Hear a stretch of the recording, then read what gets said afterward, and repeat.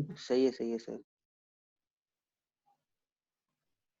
जी, आज के लिए बेसिकली आपका टॉपिक है वो है ई कॉमर्स। ठीक है, इस टॉपिक के अंदर हम बहुत सारी ऐसी चीजें भी कवर, क्योंकि एक बड़ा ब्रॉड टॉपिक है, ठीक है, तो इसके अंदर हम बहुत सारी ऐसी चीजें भी कवर करेंगे जो आपको मार्केटिंग में पढ़ाई जाती हैं या पढ़ाई जाएंगी आगे। ठीक है, ये मैनेजमेंट के अंदर पढ़ाई जाती हैं या पढ़ाई जाएंगी इन फ्यूचर के सेमेस्टर के अंदर।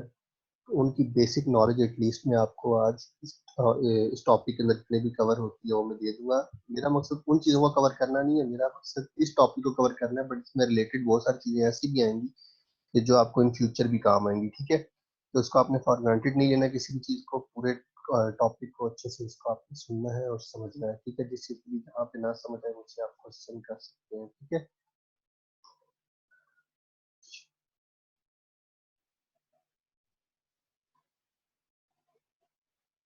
अच्छा जी, ई कॉमर्स या इलेक्ट्रॉनिक कॉमर्स होती क्या चीज़ है, पहले इसका थोड़ा सा डेफिनेशन का ओवरव्यू लेते हैं, देन आपको मैं इसकी हिस्ट्री के बारे में बताता हूँ। ठीक है, ई कॉमर्स इज बेसिकली, आवाज सब क्लियर आ रही है? Yes sir. Yes sir. Yes sir. E commerce और electronic commerce is a process of buying, selling, transferring और एक्सचेंजिंग प्रोडक्ट्स या सर्विसेज और information via electronic network and computer. ठीक है, ई कॉमर्स बेसिकली है क्या चीज? कोई भी चीज परचेज करना या बाय करना, ठीक है, या सेल करना, बेचना, या ट्रांसफर करना एक जगह से दूसरी जगह पे, कोई मेल वगैरह होगी, कोई सॉफ्ट कॉपी वगैरह होगी, और एक्सचेंज प्रोडक्ट्स, या प्रोडक्ट्स को एक्सचेंज करना जिसे हम कहते हैं मार्चा मारना। ठीक है, सर्विसेज या सर्विसेज एक्सचेंज करना या सेल करना या बाय करना, परचेज करना, वो क्या क्या आती है मैं आपको डिटेल्स बताऊंगा। और इंफॉर्मेशन, ये सारी चीजें किसके थ्रू? इलेक्ट्रॉनिक नेटवर्क के थ्रू, मींस के इंटरनेट के थ्रू, ये कंप्यूटर नेटवर्क्स के थ्रू। ठीक है, जितने भी काम ये जिनके हम जिक्र कर रहे हैं, purchasing, selling, transferring, exchanging products, services, जब हम इनको किसी इलेक्ट्रॉनिक मीडियम के थ्रू यूज करते हैं या इनको प्रोवाइड करते हैं, ठीक है, इलेक्ट्रॉनिक मीडियम के अंदर ये इंटरनेट के थ्रू और बाय यूजिंग कंप्यूटर सिस्टम या इन डिवाइसेस को यूज करते हुए, तो उसको हम क्या कहते हैं? E commerce. ठीक है, अगर हम सिंपल एक ऑनलाइन परचेजिंग प्रोसेस की अगर हम जिक्र करें कि वो कैसे होता है, मैं आपको साथ से प्रैक्टिकल एग्जांपल भी देता हूँ, आपको समझ आ जाएगी।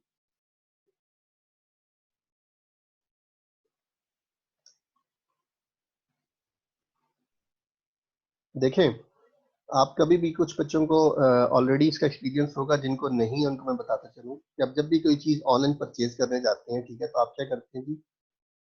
अ consumer uses web browser to connect at the home page of the merchant's website on the internet. सबसे पहले कंज्यूमर क्या करता है? अच्छा, कंज्यूमर और कस्टमर के बीच में किसी बच्चे को फर्क पता है क्या होता है? मुझे काइंडली आंसर करें। आपने मार्केटिंग के अंदर पढ़ा होगा, what is difference between consumer and customer? वाकई आप लोगों ने नहीं पढ़ा?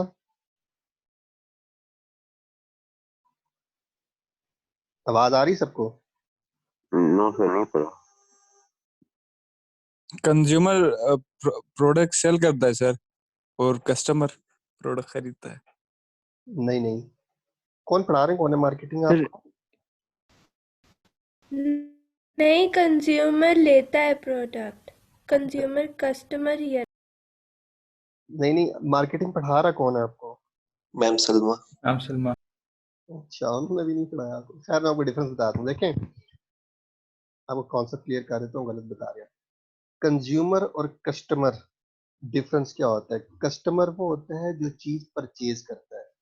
ठीक है, फॉर एग्जांपल मैं मार्केट गया, मैंने जाके वहां से टूथपेस्ट परचेज किया, तो मैं क्या बन गया?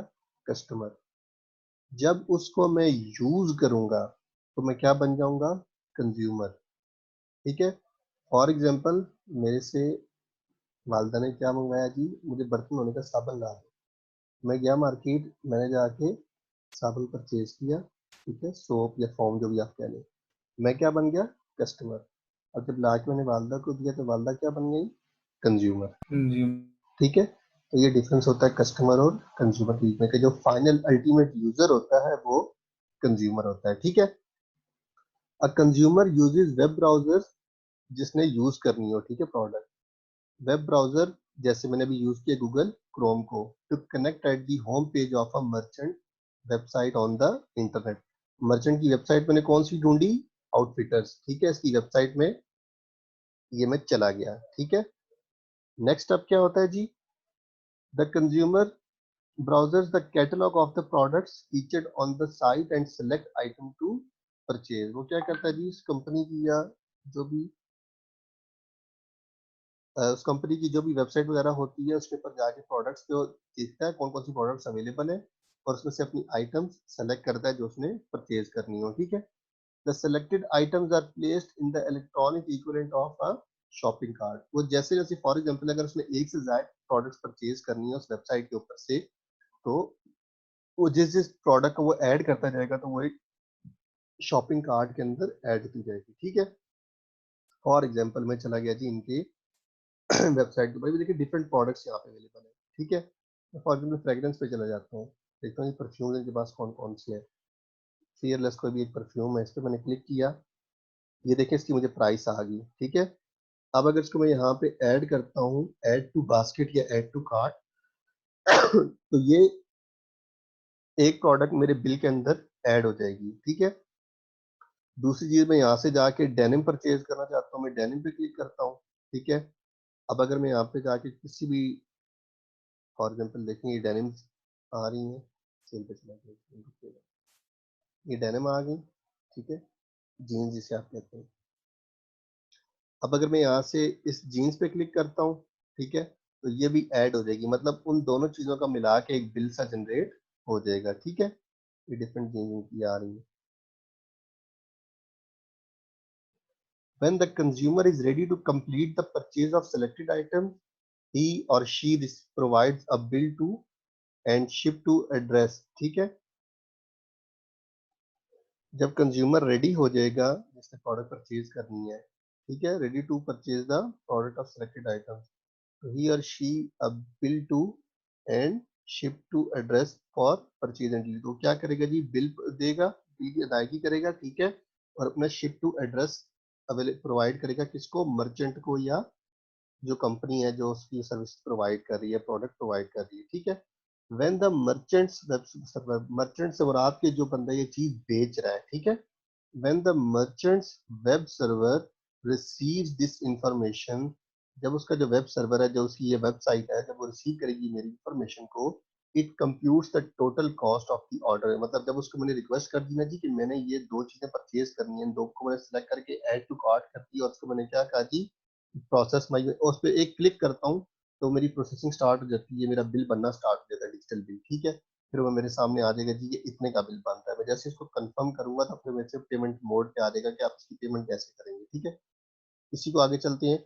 It computes the total cost of the order, उसके अंदर टोटल कॉस्ट आ जाएगी इस प्रोडक्ट की, जो प्रोडक्ट कितने की है, और उसके अंदर टैक्स भी आ जाएगा जी कि इसके ऊपर कितना टैक्स लग रहा है।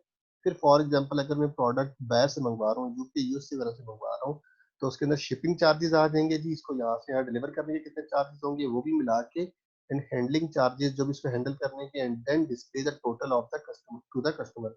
तो वो सारों चीजों का बिल मिला के तो मुझे एंड पे एक बिल शो कर देगा, भाई ये आपका बिल बन रहा है, अगर आपने परचेज करनी है तो इसको ओके करें और अपनी डेबिट कार्ड या क्रेडिट कार्ड इन्फॉर्मेशन दें, या कैश ऑन डिलीवरी करना चाहते हैं तो उस पर क्लिक कर दें और अपनी प्रोसीडिंग यहाँ से फॉरवर्ड करें। ठीक है,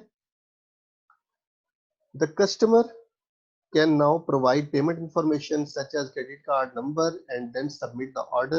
ठीक है, या place the order। ठीक है, when the credit card number is validated, जब वो क्रेडिट कार्ड नंबर चेक करता है कि हाँ भाई वाकई इसमें बैलेंस है, ये इसकी मैं प्रोसेसिंग कर सकता हूँ, and the order is completed at the commerce server site. ठीक है, तो जो कॉमर्स सर्वर, कॉमर्स कहते हैं तिजारत को, ठीक है, ट्रेड को, तो कॉमर्स सर्वर साइट जो है उसकी तरफ से ऑर्डर क्या हो जाता है? कंप्लीट हो जाता है। ठीक है, द मर्चेंट्स साइट डिस्प्ले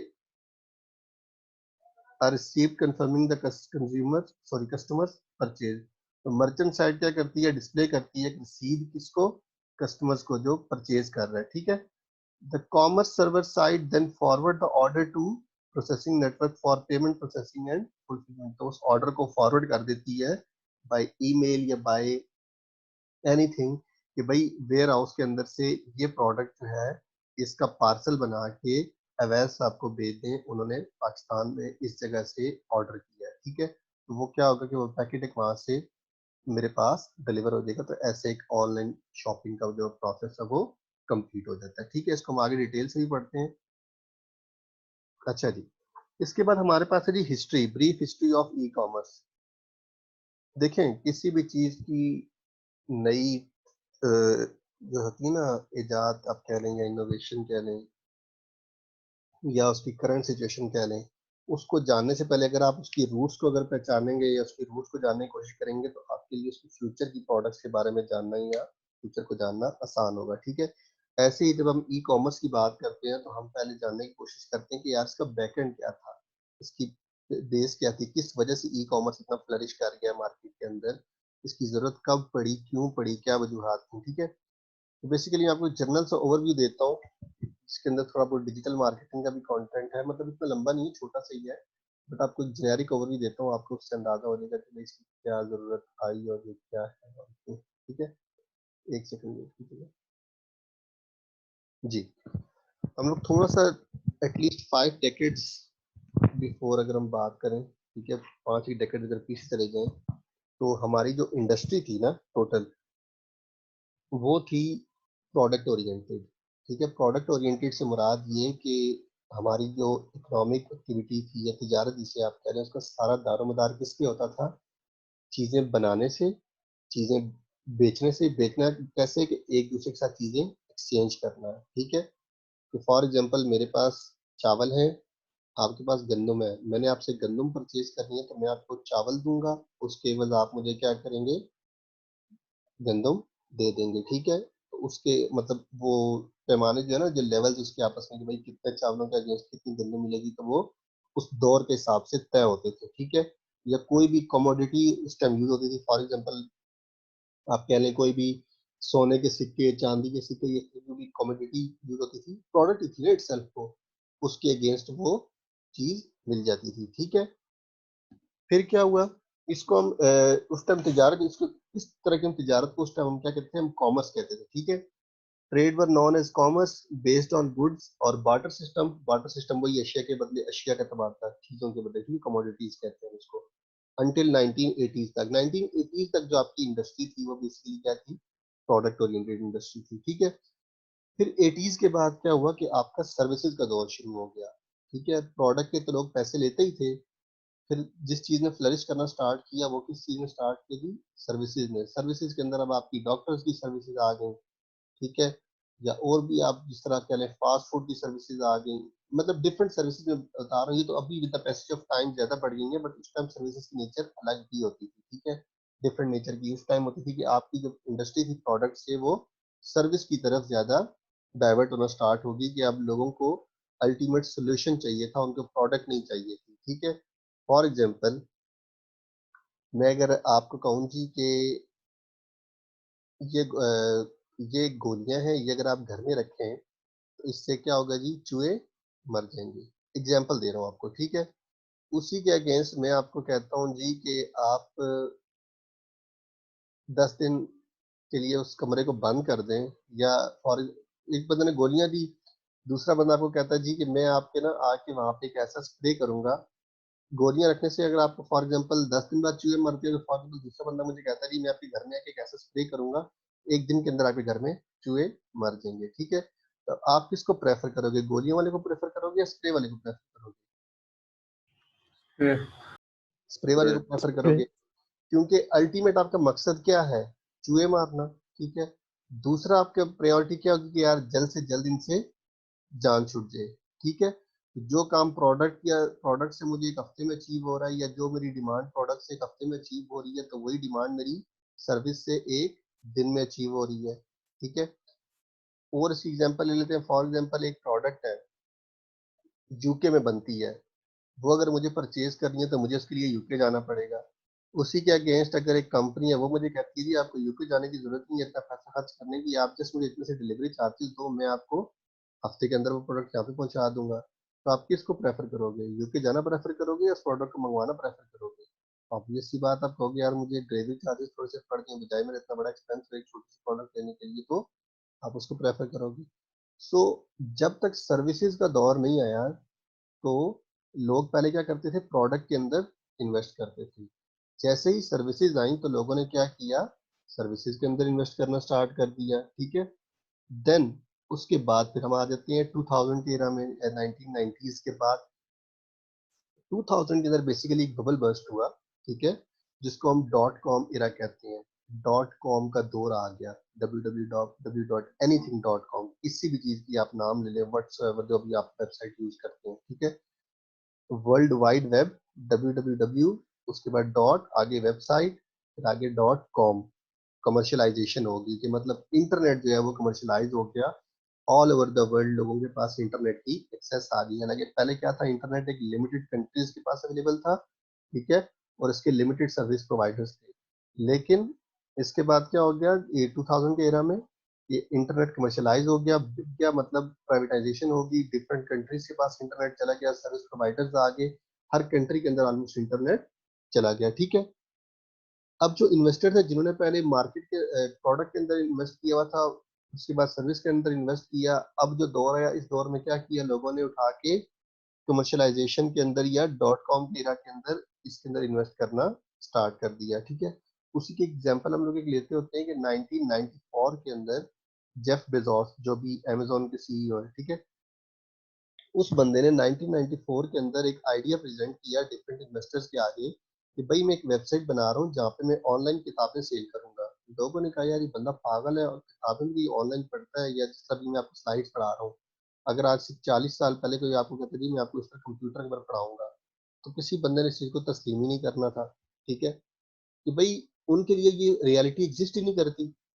उन्होंने कहा हाँ, जिस भी इन्वेस्टर के आगे जेफ बेजोस ने अपना आइडिया प्रेजेंट किया, सब ने कहा "ये पागल है, ये लोगों के पैसे डुबो देगा, किताबें लोग हार्ड कॉपी में पढ़ते हैं, कोई भी सॉफ्ट कॉपी के अंदर या डिजिटल फॉर्म के अंदर किताबें नहीं पढ़ता", ठीक है। सो 6 साल पहले जब डॉट कॉम का ईरा आया ना 2000 में, तो इसने 1994 के अंदर उस आइडिया को प्रेजेंट किया कि जो 6 साल बाद अभी आके इम्प्लीमेंट होना था, या जिसकी बाद में जाके लोगों ने जरूरत महसूस की। तो ये एक फोरसाइटेड सीईओ था, आप कह लें कि जिसको जिसने वक्त से पहले अंदाजा लगा लिया था कि भाई जो हमारी वर्ल्ड और ऑल ओवर द वर्ल्ड जो हमारी सोसाइटी मूव कर रही है, ये जिस तरफ हम लोग जा रहे हैं, तो उसका फ्यूचर क्या है, ये फ्यूचर भी इनको लोगों को प्रिडिक्ट कर लेते हैं ना। जिस तरह भी आजकल लोग इलन मस्क की एग्जांपल देते हैं, तो जो स्पेस शिप्स वगैरह बना रहे हैं, इस तरह की चीजें, फोरसाइटेड अप्रोच है कि भाई फ्यूचर क्या है, ठीक है। ऐसे ही आइडियाज जेफ बेजोस के भी थे। अब उसके अगेंस्ट हुआ क्या, फिर खैर उसके बाद अमेजोन इसने बना लिया आहिस्ते आहिस्ते करते करते, और अभी इस time all over the world 2018 के अंदर स्टैट्स रिवील हुए थे, और ये दुनिया का नंबर 1 हाईली पेड सीईओ है कंपनीज का, ठीक है। तो मतलब अमेजोन का हाईली पेड सीईओ है जेफ बेजोस, जिसकी 2018 के अंदर जो इसकी नेटवर्थ थी ना, $1 ट्रिलियन थी, ठीक है, $1 ट्रिलियन की नेटवर्थ थी, ठीक है। आप अंदाजा लगा लें। सिंपल आइडिया क्या था कि ऑनलाइन बुक सेल करनी है, उसके बाद बुक से खैर वो एक्सपेंड करते गए, different category different product line अपनी वेबसाइट के अंदर ऐड करते गए, और अब all over the world Amazon चल रहा है। ऑल्दो पाकिस्तान की तरफ इसकी सर्विसेज नहीं आई, बट स्टिल हमारे अपने कोई इकोनॉमिक इश्यूज हैं, लेकिन ऑपरेट करते हैं वो जहाँ जहाँ पे उनको इकोनॉमिक ग्रोथ नजर आती है, ठीक है। तो ये तो था 2000 तक का एरा जहाँ की हम बात करते हैं। इसके बाद हम लोग बात करते हैं 2009 की, एक जैपनीज, ठीक है, उसका नाम मैं आपको बताता हूँ, मुश्किल से याद करने की जरूरत नहीं है, just for the sake of information आपको बता रहा हूँ। उसका नाम था सतोशी नाकामोटो, ठीक है, खैर मुझे याद हो गया था, लेकिन इसका नाम था सतोशी नाकामोटो, ठीक है। इसने डिजिटल करेंसी लॉन्च कर दी, फ्यूचर देखते हुए कि भाई लोग हर चीज डिजिटलाइजेशन के ऊपर जा रहे हैं, ठीक है।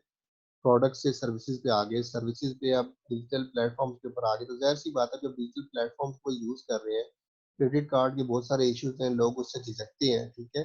तो इन फ्यूचर क्या इस करेंसी का, करेंसी भी देखिए अब आहिस्ता आहिस्ता की जो ब्लैक होती जा रही है, बहुत सारे इश्यूज हैं, किसी भी वक्त कोई भी मुल्क अपनी करेंसी बंद कर सकता है। तो इस बंदे ने क्या किया, इसने फोरसाइटेड होकर इसने डिजिटल करेंसी लॉन्च कर दी, जिसको हम बिटकॉइन के नाम से जानते हैं, ठीक है। अगेन जब इसने करेंसी लॉन्च की और इसने माइनिंग वगैरह स्टार्ट की इस करेंसी की, लोगों ने अगेन इसको कहा कि ये बंदा पागल है, ये लोग पैसे डुबो रहा है, ब्लॉकचेन के अंदर कौन इन्वेस्ट करता है, ठीक है। 2009 के अंदर ई कॉमर्स के ऊपर जब इसने इन्वेस्टमेंट स्टार्ट की, अपनी वर्चुअल करेंसी से हम कहते हैं, ठीक है, उस टाइम एक बिटकॉइन की जो प्राइस थी ना डॉलर्स के अंदर, वो थी 0.072 सेंट्स, ठीक है। 0.072 सेंट, जिसे हम कहते हैं ना कि 72 पैसे, 1 रुपए के अंदर 100 पैसे होते हैं ना, तो 72 पैसे का एक बिटकॉइन था 2009 के अंदर। जबकि वही बिटकॉइन 2016 के अंदर कितने का हो गया, $28,000 का।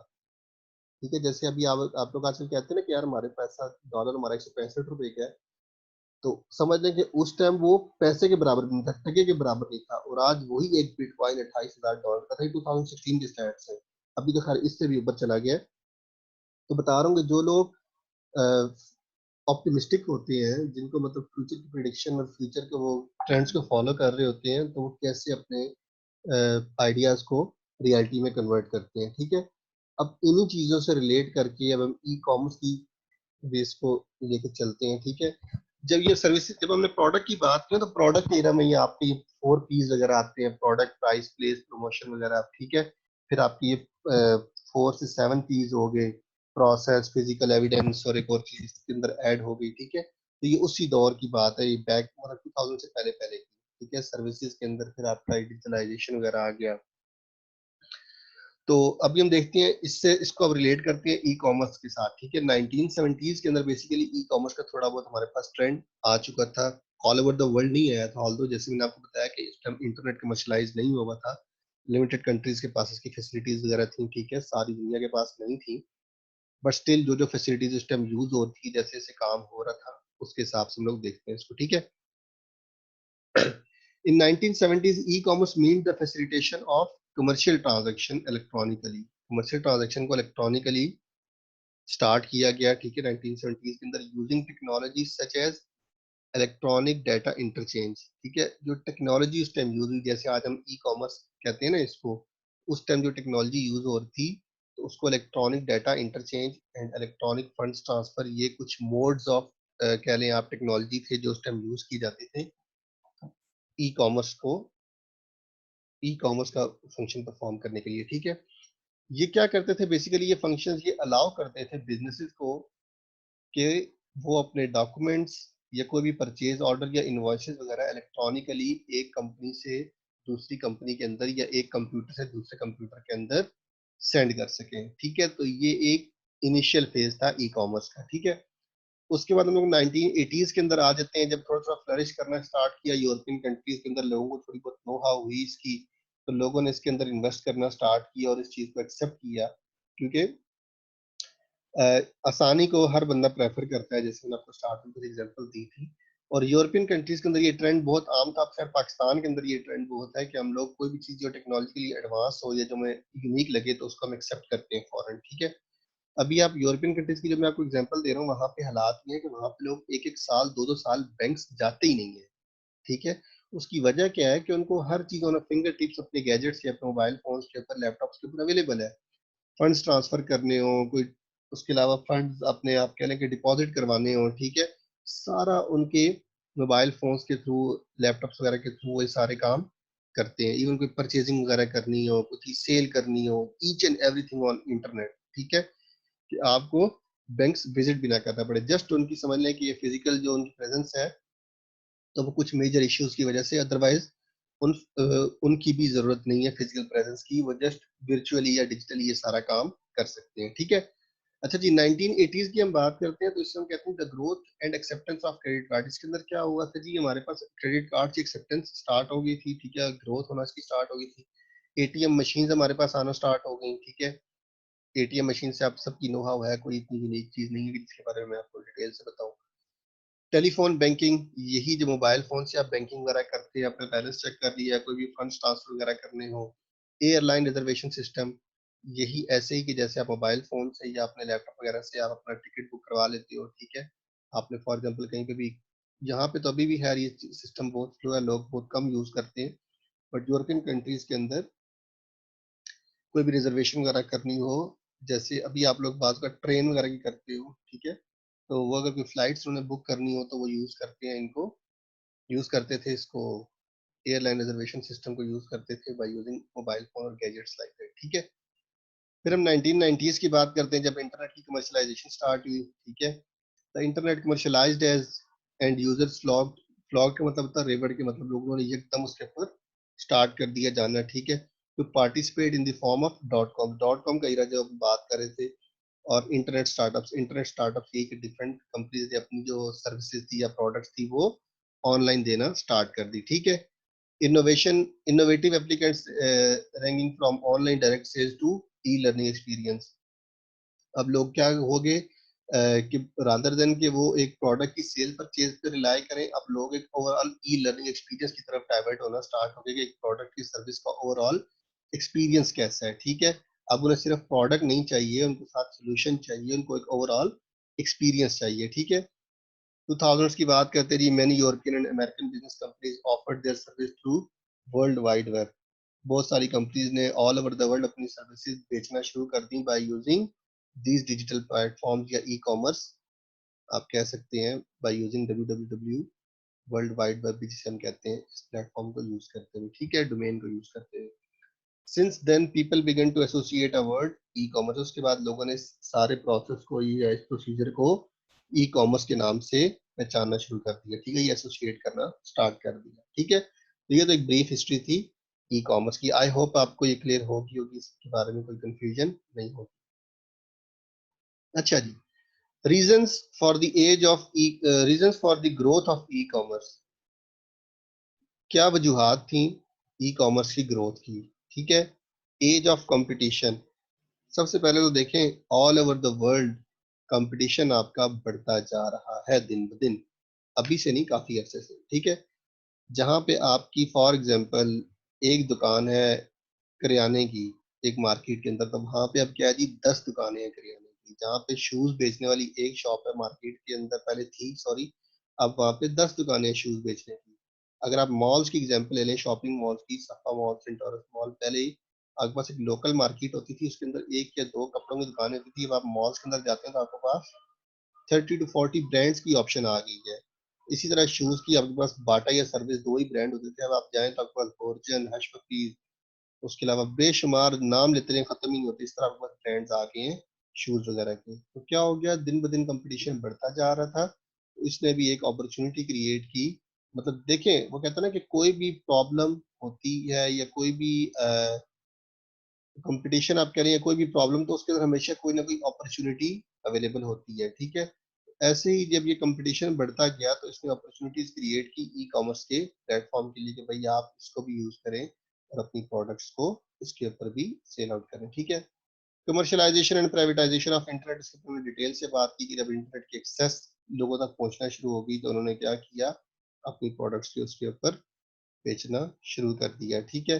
प्राइवेटाइजेशन का ये मतलब होता है कि जब आप अपने कंपनी के ना ऑपरेशंस के राइट्स वगैरह है वो किसी लोकल पार्टी को दे देते हो या किसी जनरल पब्लिक को दे देते हो। जैसे देखें पीटीसीएल पहले जो था वो सिर्फ एक गवर्नमेंट का इदारा था और उसको गवर्नमेंट ही डील करती थी, बट पीटीसीएल ने उसकी बट पाकिस्तान गवर्नमेंट ने उसकी प्राइवेटाइजेशन की। अभी ये है कि उसके ऑपरेशन जो है वो जो इंडस्ट्री के एक्सपर्ट्स हैं, जिन लोगों ने उसके शेयर परचेज किए, तो वो लोग उसको चला रहे हैं और उसकी काफी उन्होंने सर्विसेज और काफी चीजों के अंदर इंप्रूवमेंट्स ले आए हैं, ठीक है।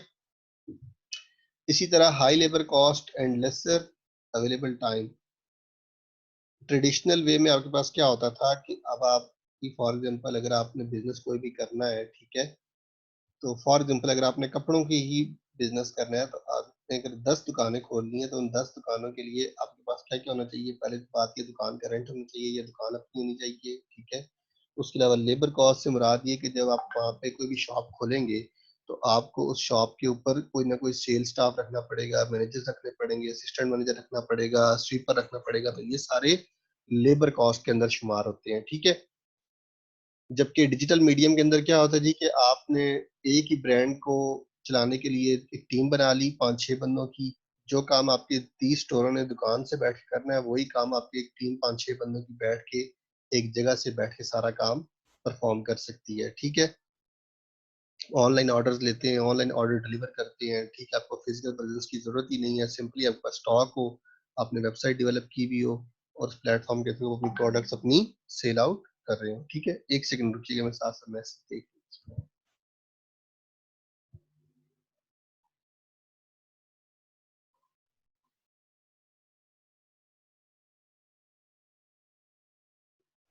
अच्छा, उसके बाद लेसर अवेलेबल टाइम के आपके पास टाइम बहुत कम है कस्टमर की डिमांड्स को मीट करने के लिए या मार्केट के अंदर अपनी प्रोडक्ट्स को बेचने के लिए, ठीक है। जबकि ई कॉमर्स के ऊपर आपके पास क्या है जी कि आपके पास टाइम मैक्सिमम अवेलेबल है, ठीक है, और मैक्सिमम टारगेट ऑडियंस को आप ग्रैब कर सकते हो वहां से, ठीक है। Higher volume of sales at lower profits, वही जो लेबर्स की बात मैं भी कर रहा था कि जब आप दुकानें खोलते हो ना, 10 दुकानें खोल के कोई भी बिजनेस चला रहे हो, फॉर एग्जाम्पल कपड़ों की दुकानें हैं या जूतों की दुकानें हैं, ठीक है, तो आपको दुकान का रेंट भी देना पड़ता है, एम्प्लॉयज को सैलरीज भी देनी पड़ती है, तो उस वजह से होता क्या है कि आपकी जो प्रोडक्ट का जो प्रॉफिट होता है ना सेल्स की वजह से, तो वो प्रॉफिट की जो रेशियो है वो कम हो जाती है। ऑन दी अदर हैंड, अगर फॉर एग्जांपल आपने वही चीजें सारी आप ऑनलाइन बेच रही हैं, ठीक है, जहां पे आपके पास एक टीम है 6 बंदों की जो उन्हीं 10 स्टोरों जितना काम कर रही है, तो आपको सिर्फ उन 6 बंदों को सैलरी देनी पड़ेगी, ठीक है, ना आपको दुकान का रेंट देना पड़ेगा, ना आपको एम्प्लॉयज को उन एम्प्लॉयज की तरह एक्सेसिव सैलरी देनी पड़ेगी, एक्सेसिव प्रॉफिट्स शेयर करने पड़ेंगे, ठीक है। तो इससे क्या होता है कि आपके प्रॉफिट जो है वो कंपनी के प्रॉफिट्स इंक्रीज कर देते हैं ई कॉमर्स के प्लेटफॉर्म्स को यूज करते हुए, ठीक है। Shorter product life cycle due to changes in technology, एक और इशू ये था कि आपकी जो प्रोडक्ट लाइफ साइकिल है, जैसे जैसे आपकी टेक्नोलॉजिकल एडवांसमेंट होती जा रही है, आपकी प्रोडक्ट का जो लाइफ साइकिल है वो कम होता जा रहा है, ठीक है। एक सेकंड रुकिएगा, मैं साथ साथ में मैसेजेस देख रहा हूँ, आपने क्या इसका मसला है?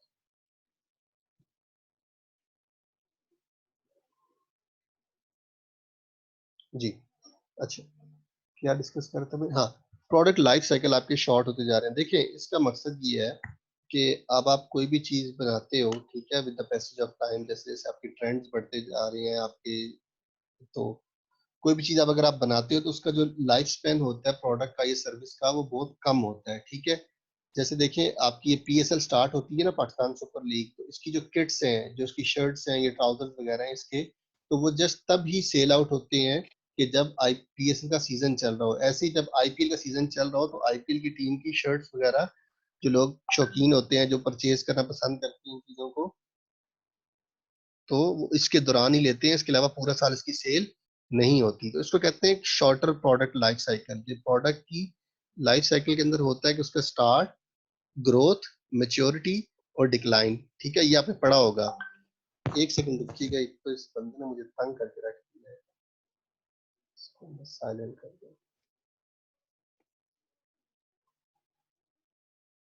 जी, ठीक है। प्रोडक्ट लाइफ साइकिल आपने पढ़ा होगा कि वो पहले इनिशियल्स का फेज होता है, ठीक है, स्टार्ट फेज, ठीक है, जिसको इनिशियल फेज भी कहते हैं। देन उसका होता है ग्रोथ स्टेज होती है उसकी, जिसपे वो प्रोडक्ट जाती है अपने टॉप सेल्स की तरफ, ठीक है। देन उसका आता है मैच्योरिटी स्टेज, जहाँ पे जाके उसकी सेल्स मेंटेन हो जाती है, रुक जाती है, कि उसकी कांस्टेंट सेल्स रहती है। देन वो डिक्लाइन होना स्टार्ट होती है, कि उसकी सेल नीचे को आना स्टार्ट होती है। वो क्या होती है कि जब वो ग्रोथ कर रही होती है कि इट मीन उसकी डिमांड बढ़ रही है। मैच्योरिटी पे ये होता है कि उसकी डिमांड स्टेबल हो जाती है, और डिक्लाइन पे ये होता है उसकी डिमांड खत्म हो जाती है। इसी के रिगार्डिंग मैं आपको एग्जांपल दे रहा था पीएसएल की किट्स की या आईपीएल की किट्स वगैरह की। इसकी प्रोडक्ट का जो लाइफ साइकिल है वो बहुत कम होता है, अभी with the passage of time होता जा रहा है, अब आगे भी और भी चीजों का। अब आप देखें, आप कोई भी फॉर एग्जांपल सूट परचेज करते हैं, या आप कोई भी शर्ट्स वगैरह परचेज करते हैं, शूज परचेज करते हैं, तो वो आप सीजन का परचेज करते हैं, उसका टाइम स्पेन कितना है, एक सीजन है, ठीक है। नेक्स्ट सीजन में आप मोस्ट प्रोबेबली क्या करते हो, नई प्रोडक्ट परचेज करते हो, ठीक है। हमारी मीटिंग का टाइम खत्म हो रहा है, नेक्स्ट मीटिंग स्टार्ट करती है, इसी को कंटिन्यू करती है, ठीक है, काइंडली जल्दी से ज्वाइन कीजिएगा।